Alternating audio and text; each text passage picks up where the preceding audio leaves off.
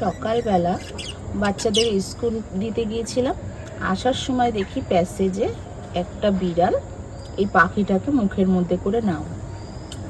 প্রথমে একটু তাড়া দিলাম, যে ভাবলাম পাখিটা হয়তো মারা গেছে, তারপরে ছেড়ে দিলাম। আবার এনে যখন ও খেতে যাচ্ছে আমাদের দরজার সামনেটায়, তখন পাখি দেখলাম নড়ে উঠলো।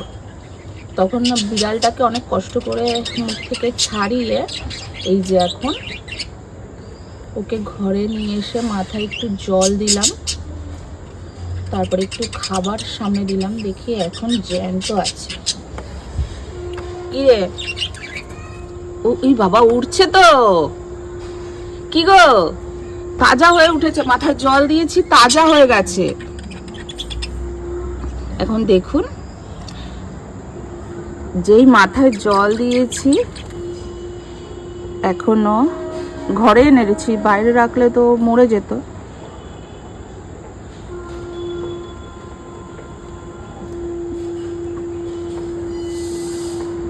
ভাবলাম আমাদের এই পাখির সামনে এনে রাখলে ওই একটু মনোবল পাবে। ছিল তো না, সব একই, ওইটা শেষ হয়ে গেছে। হ্যাঁ, এক ডাব্বা রেখেছিলাম তো।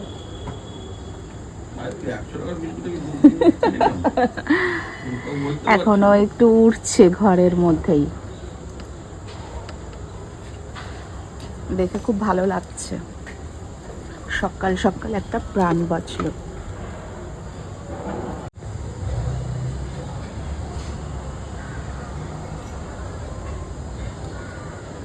আর সবগুলো পাখি ওকে একটু ঝেঁকে ঝেঁকে দেখছে কোথায় আছে।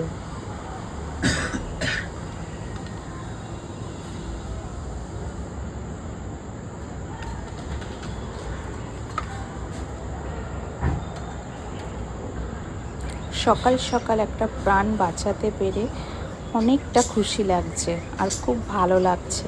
আর তারপরে যখন দেখছি পাখিটা উড়ে বেড়াচ্ছে, আরও ভিতর থেকে অনেকটা খুশি লাগছে, খুব ভালো লাগা কাজ করছে মনের ভিতরটা।